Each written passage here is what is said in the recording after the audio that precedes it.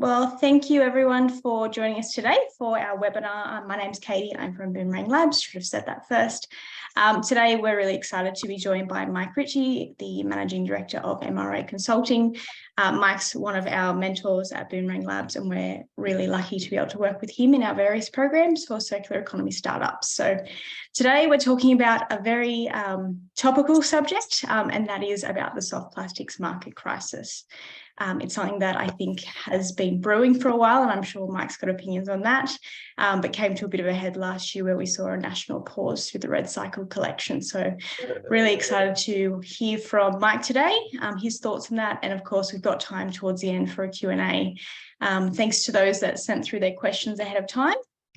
And we'll also try and answer a few during the webinar today. Just a reminder, everyone, if you could please have your microphones muted, just to let this run as smoothly as possible, but more than happy for you to have your faces on so that we're looking at faces, not names. To begin, I just firstly want to acknowledge the traditional custodians of the land on which we're all working and living today, all across Australia. For myself, I'm from the Newcastle region, so the Awabakal and Wanneroo people. We extend our respects to elders, past, present, and emerging. A very quick introduction to who we are, in case this is the first time you've heard of Boomerang Labs. We're Australia's first circular economy accelerator, and we're really pleased to be able to work with startups specifically targeting circular economy solutions. We have a number of programs right from the ideation phase with our base camp, which we're very excited to start tomorrow, through to early stage startups with our boot camp, and finally our accelerator program for late stage circular economy startups. I'll get in early and let you know that these webinars that we run are monthly, and we're really happy to have our next topic lined up already for the first Thursday of April. So we'll be joined by Alison Covington from Good 360, and we'll be talking about the opportunity and some of the issues that we're seeing arise in Australia's returns market. So from there, I'll just pass straight over to Mike. I'll stop sharing, Mike, so that you can add your slides up. All right, thank you very much. Thanks, Caitlin. Thanks, Anna, for the introduction and the welcome. What I propose to do is just race through kind of why we've arrived where we've arrived, and then deal specifically with red cycle, and be pretty quick about all of that. Give you my, Mike's the world according to Mike, and then open it up for questions. I think that my basic thesis in giving this presentation today is red cycle is just symptomatic of a broader malaise in recycling in Australia. I'm going to go through some of that and explain why I think there's a broader problem, and that really the only solution is government intervention at both the federal and state levels. We've been mincing about for far too long. If we really want to create a circular economy and achieve the national waste targets, there are only some big levers that need to be pulled. Education's just not going to get us there. Engaging with the community is worthwhile, but it's not sufficient. And the best analogy I could think of recently was, when the Reserve Bank decides that it has to slow the market, it doesn't ask people and educate people to try to stop spending money. It doesn't go through a behaviour change process. It increases interest rates and basically slaps a big opportunity cost on people, which slows people's investment and consumption rates. In other words, it doesn't faff around. It just goes in and does it. And it's a bit the same with waste policy. If we want to actually shift the economy, we need to be a lot more interventionist than we have been historically. And that means governments are going to have to be braver than they have been in the past. So let's just talk to what's actually going on in the system. The crisis that we're facing for soft plastic is not a crisis of red cycle. It's a crisis of the economics of waste in Australia. Right now, we generate 2.5 million tonnes of plastic that we landfill. Of that 2.5 million tonnes, 250,000 is soft plastic. Our total recycling rate across the economy is about 9%. You'll recall Scott Morrison got that figure wrong when he said we only recycle 9% of what's in a yellow bin. He got his his metrics wrong. What he meant to say was 9% of plastic in the economy is being recycled. So to put that in context, 2.1 million tonnes is landfilled, 400,000 tonnes or thereabouts is recycled. Red cycle's about 7,000 tonnes a year, albeit that there's 11,000 tonnes of soft plastic sitting in sheds across Australia that hasn't been recycled. But if you put red cycle in the context of the Malay, which is 2.5 million tonnes of plastic going to landfill, it's 0.28%. I mean, it's not even a blip. It's like two fleas having a fight on an elephant's back. I mean, it's just not worth talking about. If the elephant decides to go north, we're going north. Doesn't matter what the fleas say. And put that in context, we landfill 27 million tonnes of waste every year and have a national recycling rate of 60%. Our national target is to lift that 60% to 80%, which means releasing another 18 million tonnes of recycling that we need to do per year. So red cycle's not even a factor on that. Right, so, and I'll come back to those figures in a minute just to put this in context. So red cycle is just symptomatic of something. Yes, it's a very public-facing issue, and a lot of residents have dedicated their time to take their soft plastic back to Coles, Woolies and Aldi. And good on Coles, Woolies and Aldi, and good on Red Cycle for setting up the scheme. But they were always pushing the proverbial uphill against economic reality. And that's the bit that I want to focus on today. Red Cycle is irrelevant to the recycling story, except that it captures community attention to the broader problem. All right, let's talk that broader problem. Right now, we generate 61 million tonnes of waste per year. If you look back 30 years, we generated 22 million tonnes. So we've grown by threefold the amount of waste we generate in the economy. And if you look down the bottom of those arrows, about 22 million tonnes, now 27 million tonnes is going to landfill. Waste is like a river. Nobody wants it. By definition, it's waste. It has negative economic value, so nobody wants it. So it flows downhill to the cheapest price. And the cheapest price in Australia's history is landfill. Now, what you can see from those two graphs is that since 1996, we've massively grown the recycling rate in Australia from 7% up to 60%. The new national targets require us to get that 60% to 80% by 2030. That's in only 7 years' time. And you'll also notice that we have done virtually nothing to reduce waste to landfill in that time. In fact, waste to landfill has grown in the last 30 years. To get to the national targets, we need to halve that amount of waste going to landfill. Now, these are big levers. These are not things that Red Cycle can solve. These are not things that some little startup entrepreneur trying to do the right thing can fix. It requires top-down government intervention, which I'll keep coming back to during this talk. So if we go to the next slide, I can make it work. No, now we've got problems with technology. Right, the next slide is what the economy needs to look like. By the year 2030, we need to recycle 80% of the material in the economy, which means we need to grow our current recycling rate from about 38 million tonnes to 56 million tonnes. That's another 18 million tonnes. And Anna, for New South Wales, that's about another 6 million tonnes of growth.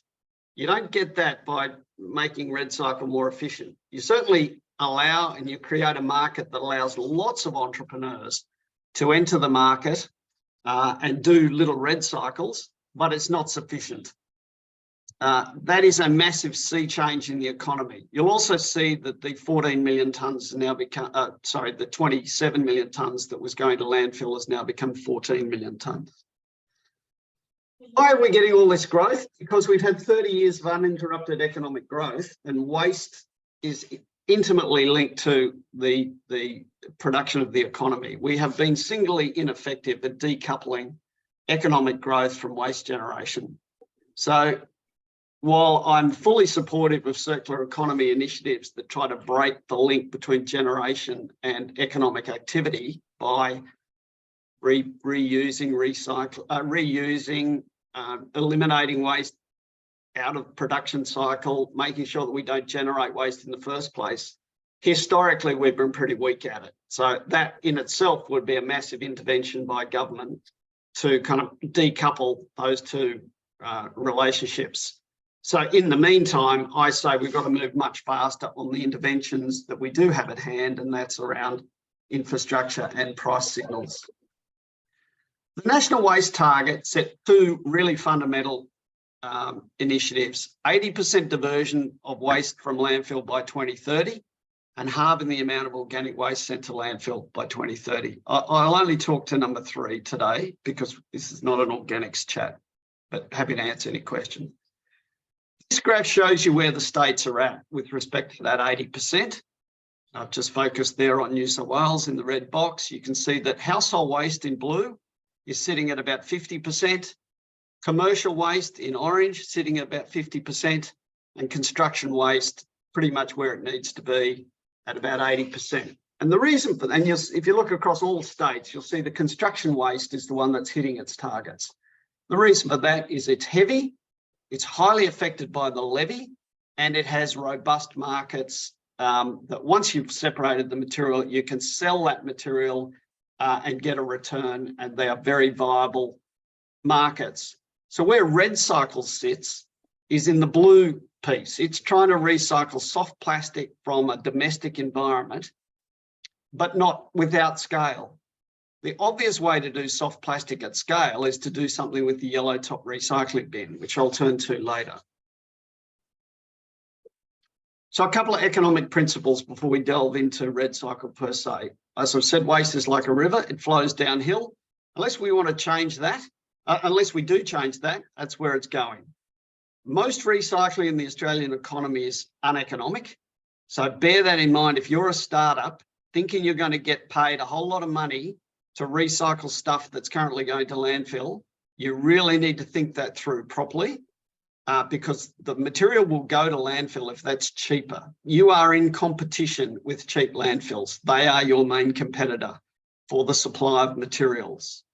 Organics, I've mentioned, is the biggest waste stream. And to hit the targets, we need much better recycling, properly priced landfills, and organics to come out of landfill. I've mentioned landfill levies a few times. They are intentionally designed to change the behaviour of waste generators to say recycling is cheaper than landfilling this material, so I'm going to recycle it instead of landfilling it. Unfortunately, the landfill levies are just still not high enough for a vast number of recyclable materials in the economy. If you think of recyclables cost curve as being a bell curve, we've kind of passed halfway along the bell curve, but we're not way down the other slope on the other side. We still have about 35 to 40% of all materials in the economy going to landfill. And the reason for that is either the price signals are wrong or the levies are not high enough to force those additional materials out. And my argument to government is those levies need to keep rising with a greater hypothecation rate of the money that's raised by the levies to grant an infrastructure to support entrepreneurs to enter the space. This is another way of making that argument about the economics of waste. Only metals and cardboard have a negative cost of recycling. In other words, they recycle themselves.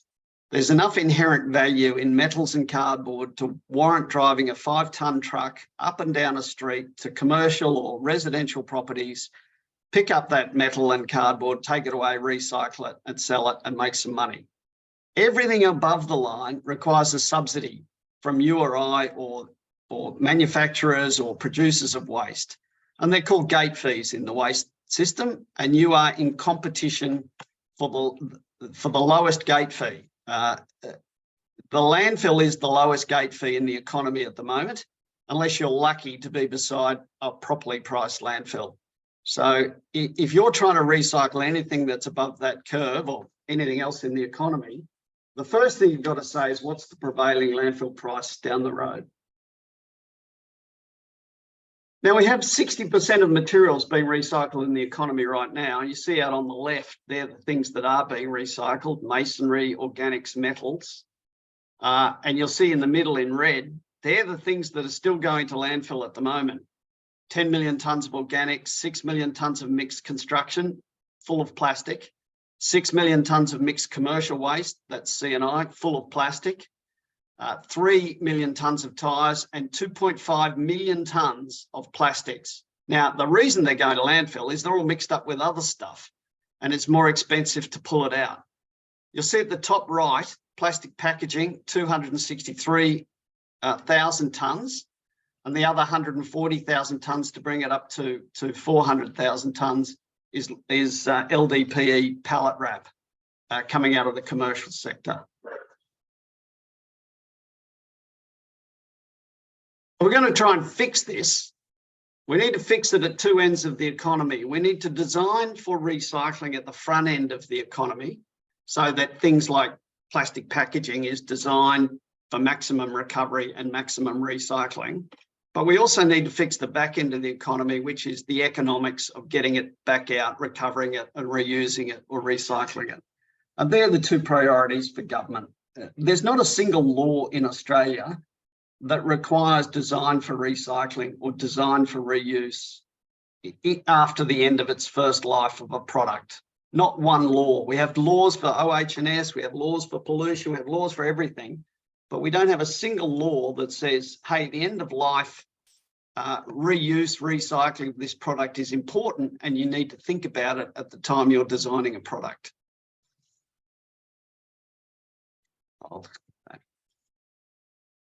If you look at plastic packaging as a case study,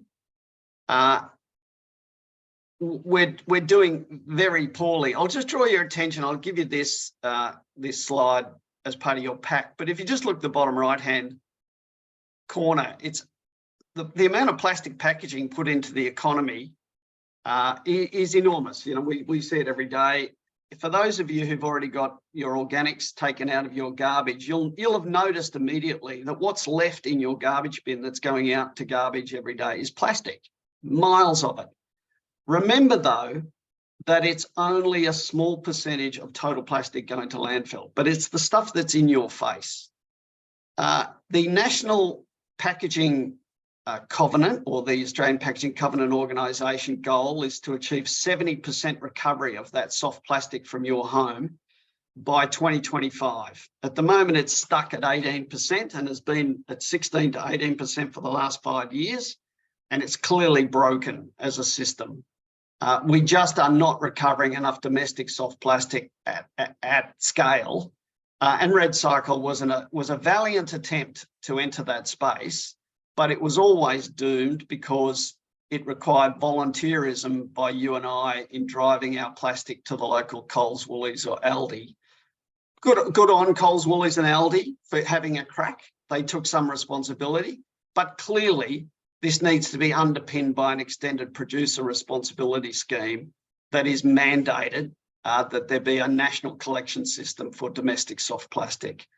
And if you look on the left, you'll see the kinds of products that have been nominated for extended producer responsibility schemes. These are nationally legislated schemes.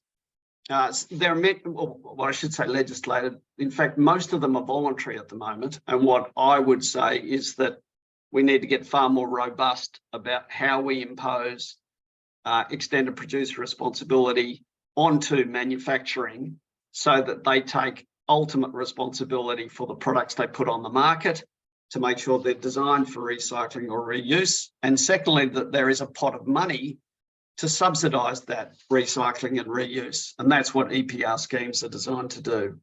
I'll talk to the trials of EPR for soft plastic in a minute. So that's the broad picture on what's going on in the economics of waste. I hope that's useful for some of you who are kind of new to waste.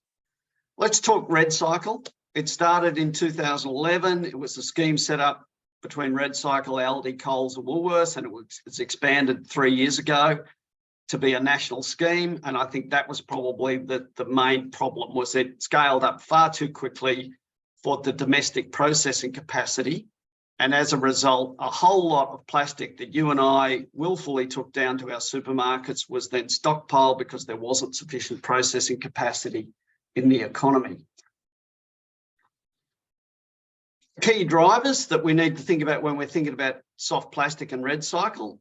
Firstly, it's cheaper to landfill, and hence it's voluntary. There was no mandatory scheme that required you or I to do anything with our soft plastic. So only a certain proportion of the economy bothered to take it down the road. And that meant that they weren't paying for it.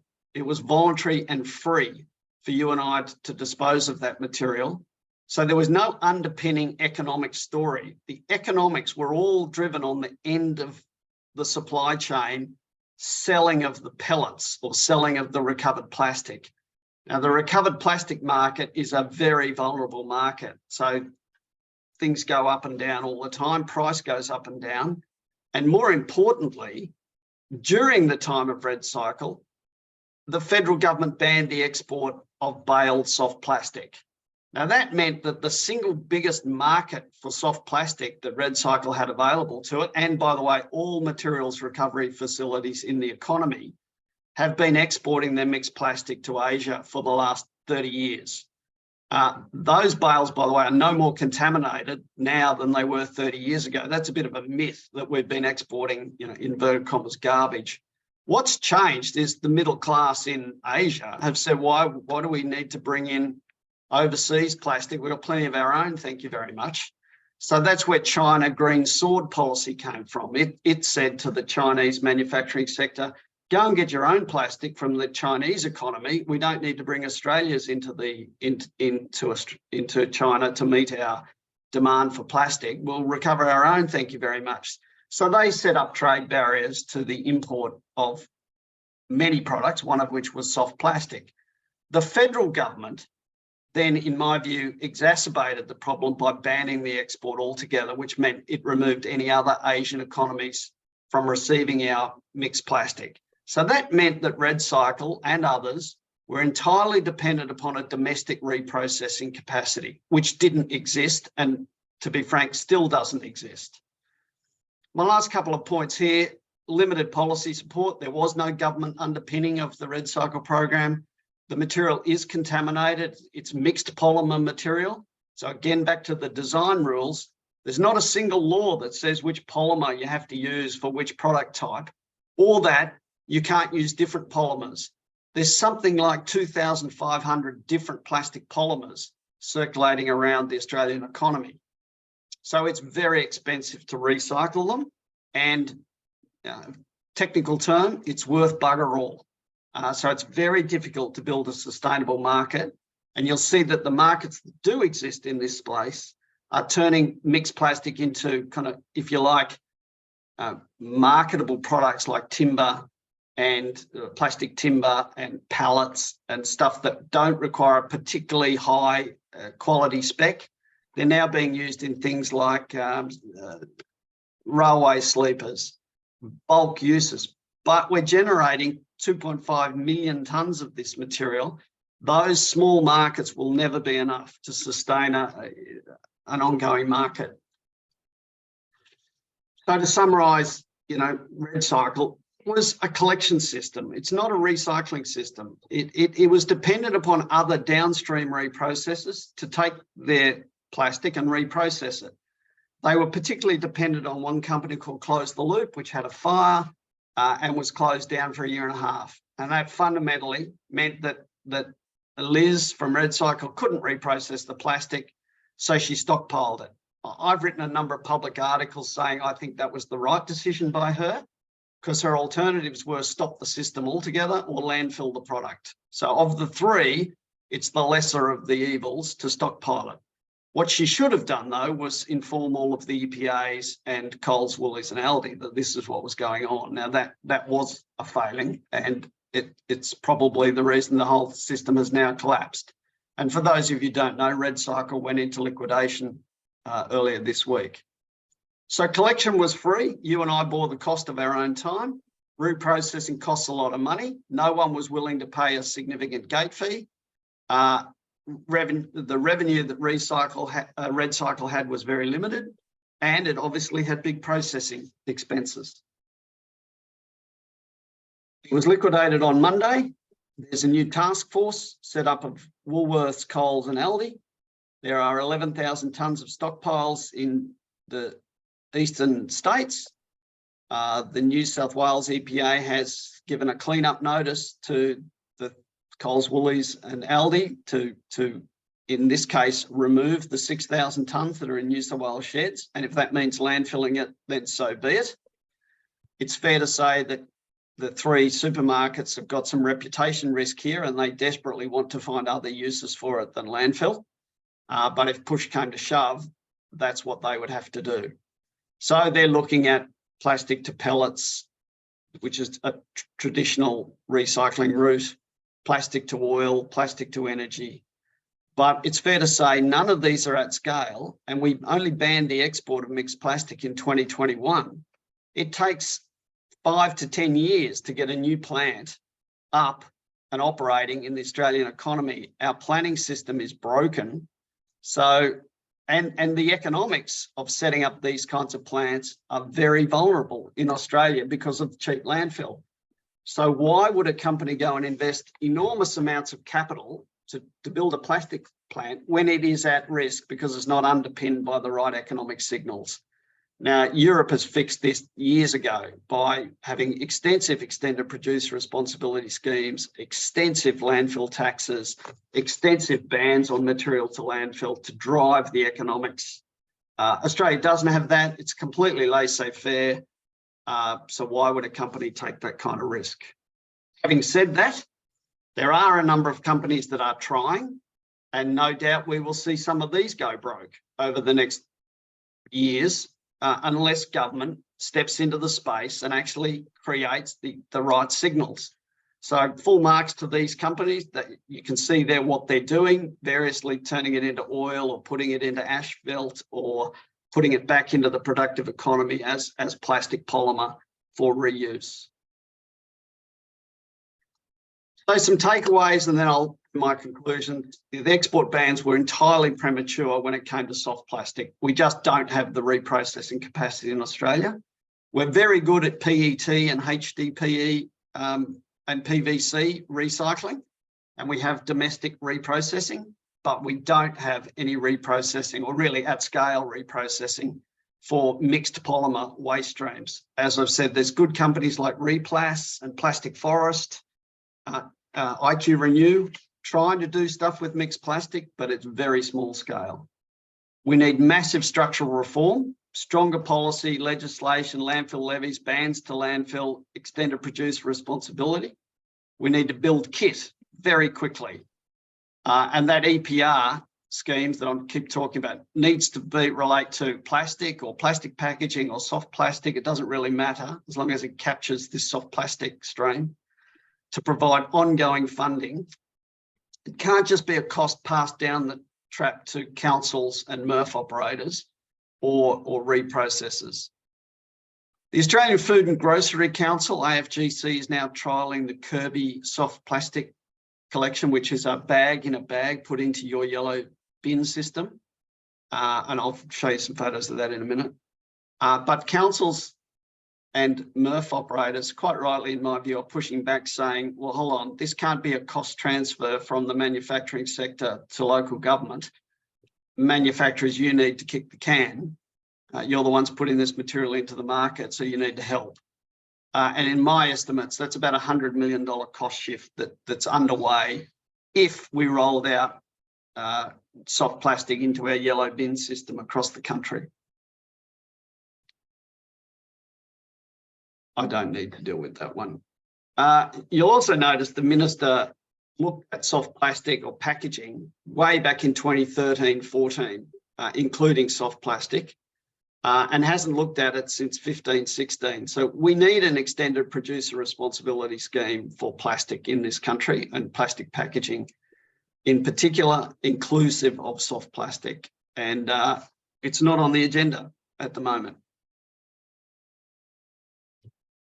Last comment about disposal. The other thing that's going on in the economy is energy from waste is coming in. Now, plastic packaging and plastic per se is perfect as a feed stream for energy from waste. So if the choice is I can't recycle it and I have to landfill it, then you should always extract its energy value rather than landfilling it. So it's if your end game is a binary decision between landfill and energy recovery, you should always take the energy recovery option, and you'll see there that energy recovery sits above landfill in the waste hierarchy. But that's not the view of most governments at the moment. Yes, we definitely need to recycle these materials, but fixating on red cycle is not the right approach. What we actually need to do is say, how are we going to get 2.5 million tonnes of plastic out of the waste stream and back into the productive economy? Which brings me then to Mike's, world according to Mike. There's a Kirby bag over on the right.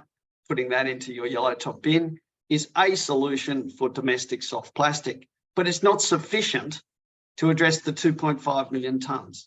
So let's start at the top. Number one, stop landfilling it. The EPAs want to ban landfill the 11,000 tonnes of red cycle material, and that's, if that's the best outcome, given safety, given fire risk, well, so be it. I don't think that is true. I think there are plenty of alternatives today that we could explore, and I'm not convinced that these sheds of plastic are a significant fire risk, but I'll leave that to the fire authorities.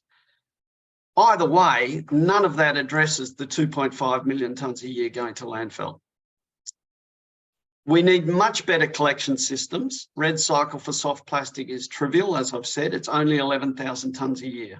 We need to make the manufacturers of packaging, plastic packaging, put into the economy responsible for the end state of their materials, and that requires either extended producer responsibility schemes or a much more significant mandate or legal instrument to drive recovery rather than landfilling.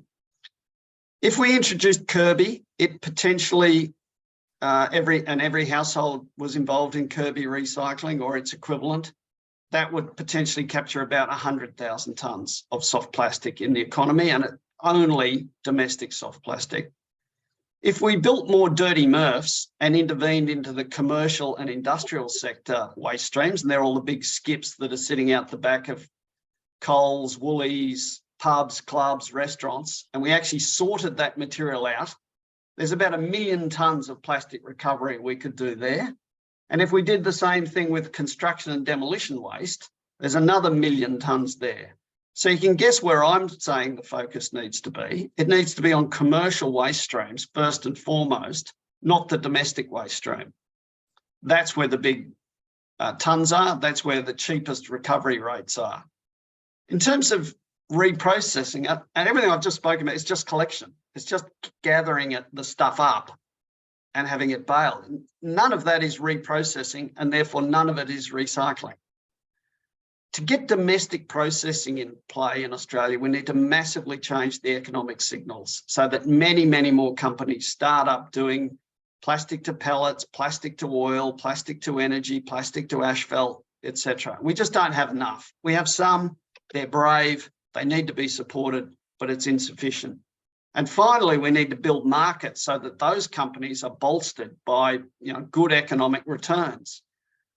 3 ways I've mentioned to do that: hypothecate the levy funds, government procurement, mandating minimum recycled content in all government procurement, and that is slowly happening, and recycled content rules, that if you want to put the next plastic bag out into the economy, it has to have 50% minimum recycled content.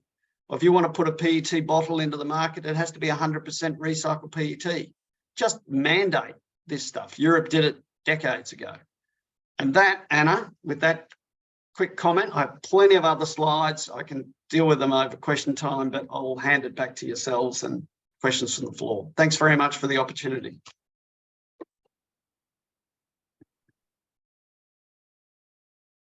Thank you so much, Mike. Fantastic. Always really enjoy hearing you talk. Caitlin, did you want to facilitate the Q&A? Yeah, sure. I'll just pull Mike's screen away and bring all your faces up. Always a bit nicer to see who we're talking to. We've had some comments in the chat, so I might just start straight away with this. We know the people are on board here. Harry asked her just about clarifying about Red Cycle. You said that they couldn't afford the recycling costs as well as the gate fees. He was just wanting some clarification on what those additional recycling costs would be, I guess. So think of it this way: Red Cycle received plastic from Coles, Woolies and Coles, Woolies and Aldi. No one paid any money. You and I took it to Coles and we shoved it in that red bin in the foyer. They were gathered up. There was a trucking cost to go and pick that up, borne by RedCycle. There were some payments from Coles, Woolies and Aldi to RedCycle as a gate fee or a service fee. And then from then on, RedCycle owned the problem and they were dependent essentially on one service provider, in this case, Close the Loop. This stuff is waste, so it went with a gate fee. So I think the key point I want to make here is it's very different from buying that pen. When I go down to the newsagent, buy that pen, I give the newsagent $3 and he gives me the pen. That's the reverse for waste. Here's my 1 tonne of plastic and here's a cheque for $350 to take it away. Thank you very much. So that was RedCycle's situation. Here's my tonne of plastic that I got from Coles and Woolies, and here's a cheque for $300 or whatever that gate fee was. Please, Mr. Close the Loop or Mr. Reprocessor, take it away and do something sensible with it. So RedCycle is just a collection system. It's not a reprocessing system. So as a consequence, oh, and by the way, that gate fee is net of the sale of the pellets or the making of the bottle downstream. Close the Loop has taken all those costs and revenues into account. That's how gate fees work. So all of that downstream revenue that might have come from selling another bottle or another plastic bag is in RedCycle's pocket. And even then, Close the Loop's pocket. And even then, Close the Loop needs to charge a gate fee at its front gate to receive the material from RedCycle. That's what's wrong with waste in Australia. It's all gate fee based. And governments seem to think, oh, but there's all this money ultimately at the back end of all of this when we sell the next plastic bag. Well, that's true, but it's not sufficient to cover all of the collection costs and processing that's gone on upstream. And that cost is passed back upstream as a gate fee. And RedCycle didn't have enough revenue, bottom line, right? There wasn't enough revenue to cover the costs. Now, once Close the Loop had a fire, they had to cast around in the economy for who else can take this stuff. Please, I've got 11,000 tonnes of baled material. What do I do with it? And everybody else's gate fees were higher or didn't want it at all because there's just not enough capacity in the economy. So what does Liz do? She landfills it or she rings Coles and Woolies and says, I can't turn it off, turn the whole scheme off. We can't do this anymore. I think she did the right thing by stockpiling and saying, come on, Close the Loop. How can we help you get back up and running? And they are also entrepreneurs trying their best as well in very difficult economic circumstances. That's the debate I wish the media was having with government and saying, well, government, this is ultimately your fault. Not the fault of RedCycle or, for that matter, Coles, Woolies and Bunnings.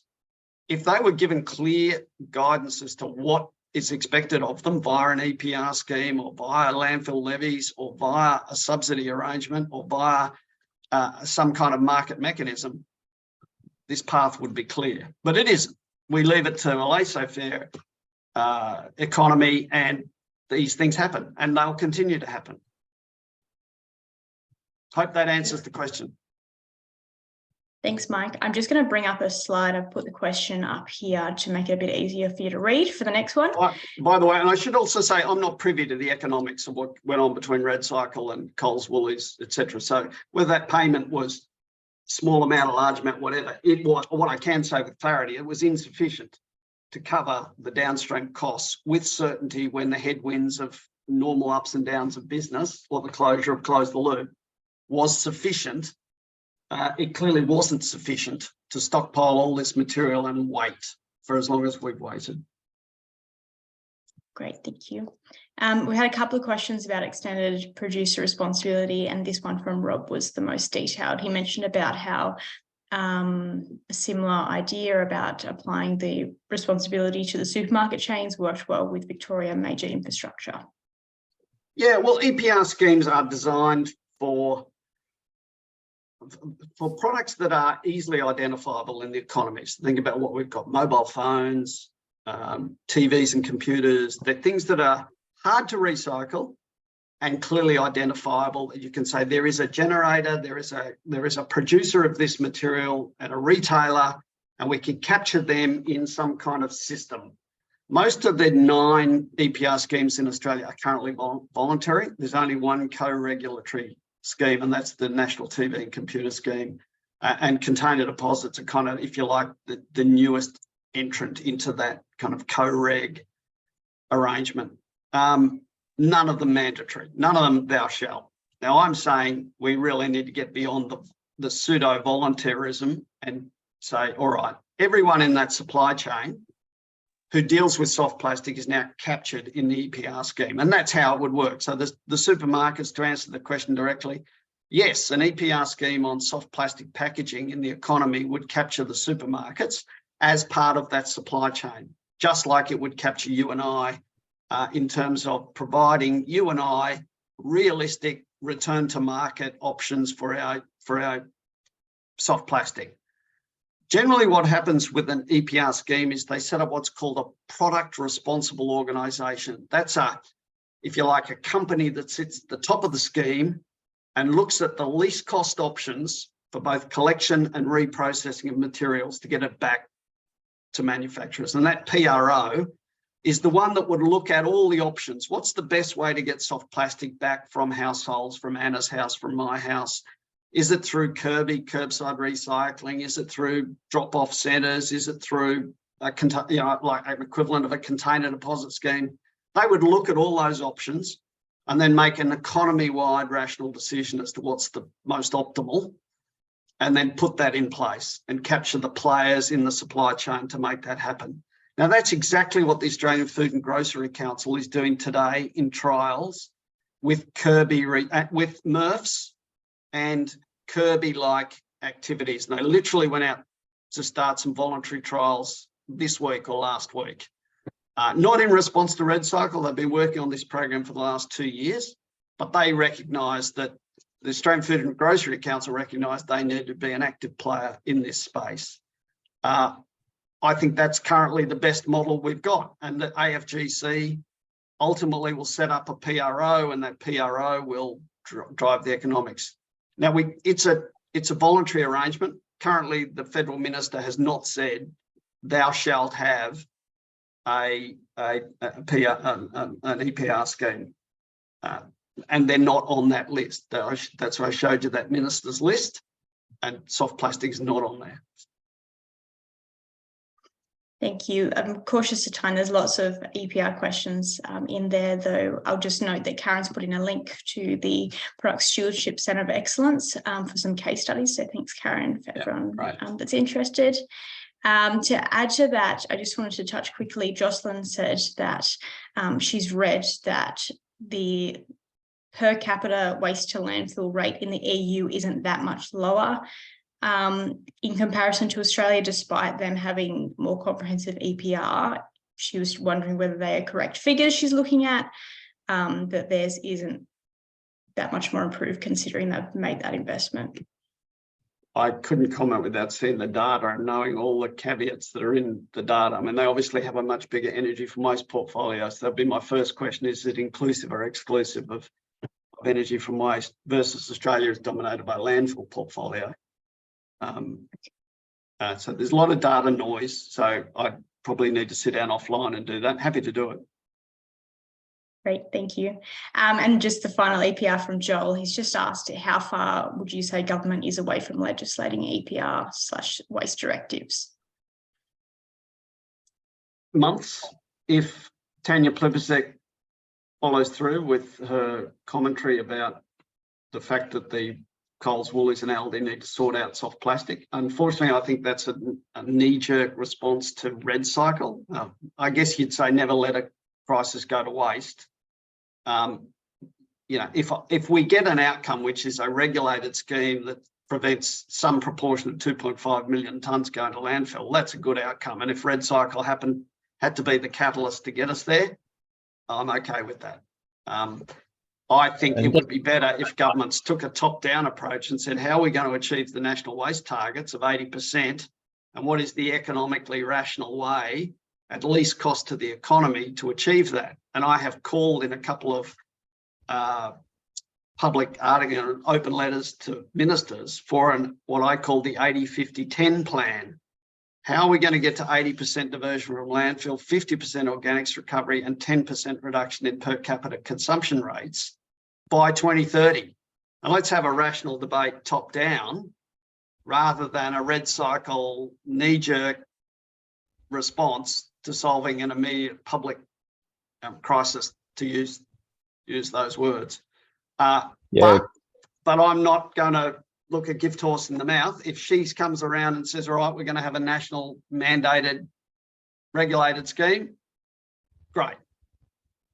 Because and we just to clarify that, we're talking about soft plastics here, which is the canary in the coal mine, and, red cycle being, the first victim. But if we're looking at EPR, it should be for every different type of packaging waste and other types of waste as well. So just to clarify that when I'm asking the EPR thing, it's not necessarily just for soft plastics coming in a few months, but potentially for the whole waste stream.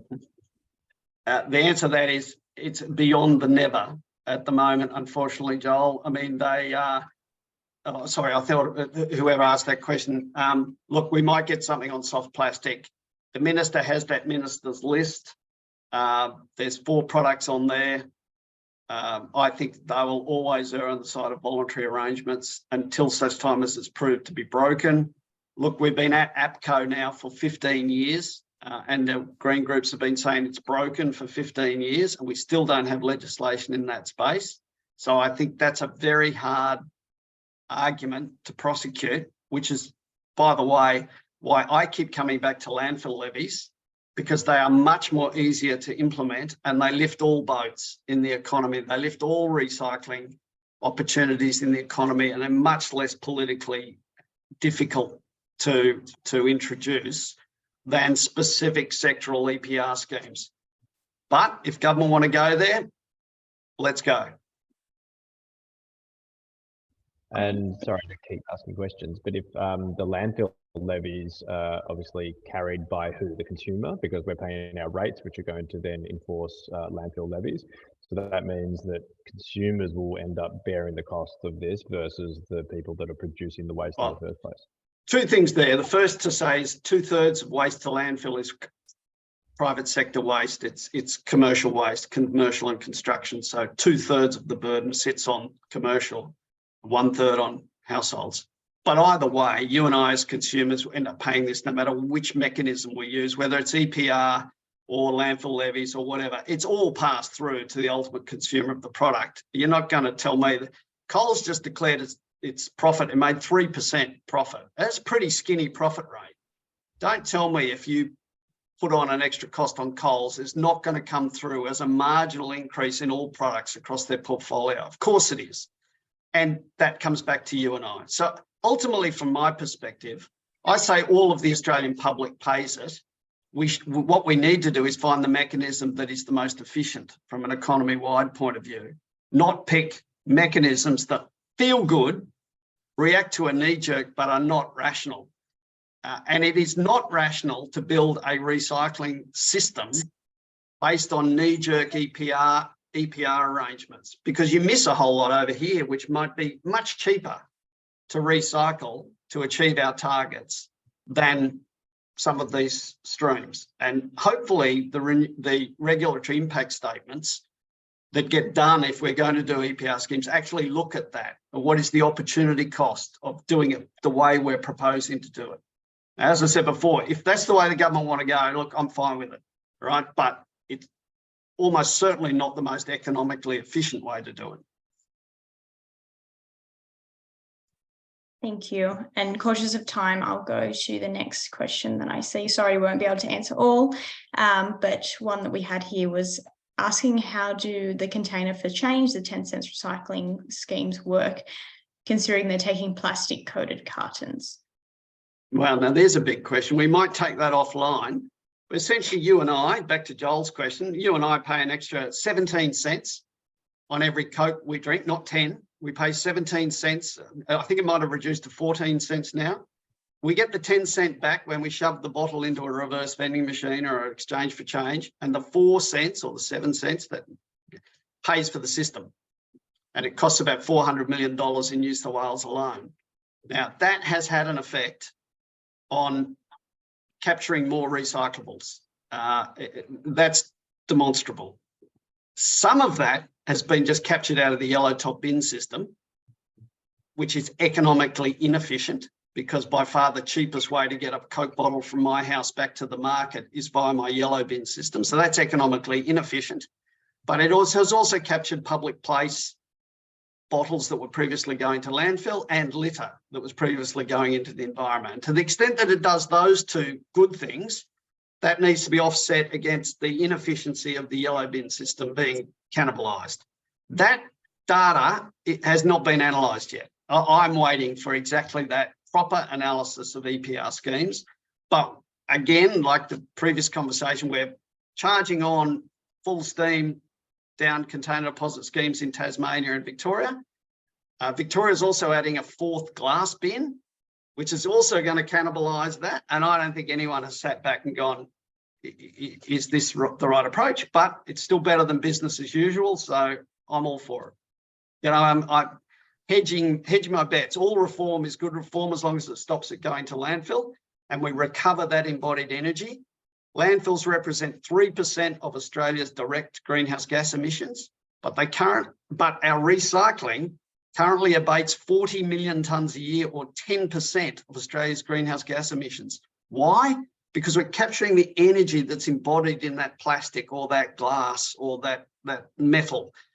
And therefore we don't have to burn that energy to create that aluminium from bauxite or from iron ore or whatever. So it's a massive greenhouse gas benefit to do these things. So I'm not going to quibble about which mechanism we use. 2 fleas on the back of an elephant. As long as the elephant's heading north, I'm fine. It doesn't matter which mechanism we choose. Might be more inefficient than another, but at least it's heading in the right direction. Thanks, Mike.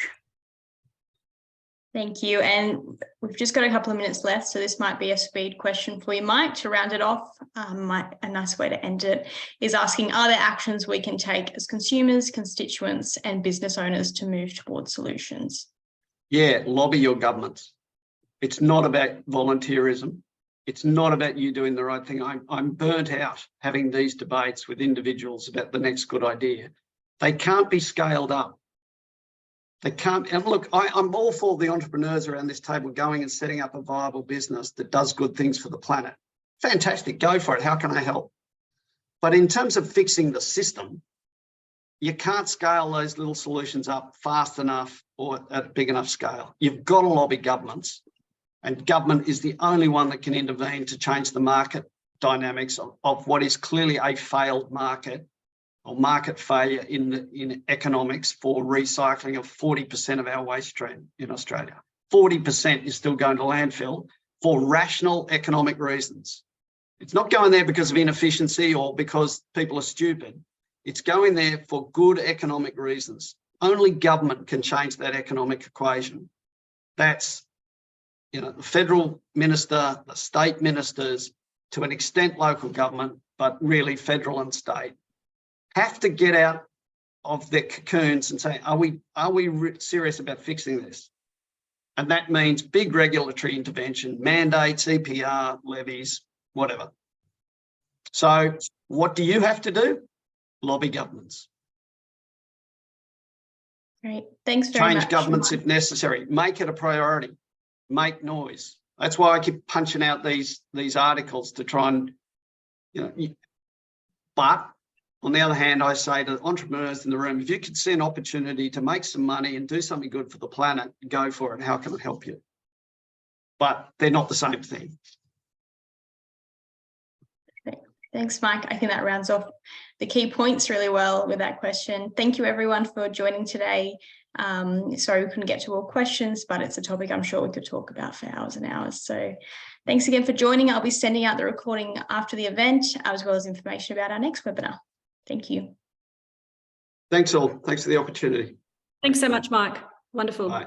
Cheers. Bye, everybody. See you next time.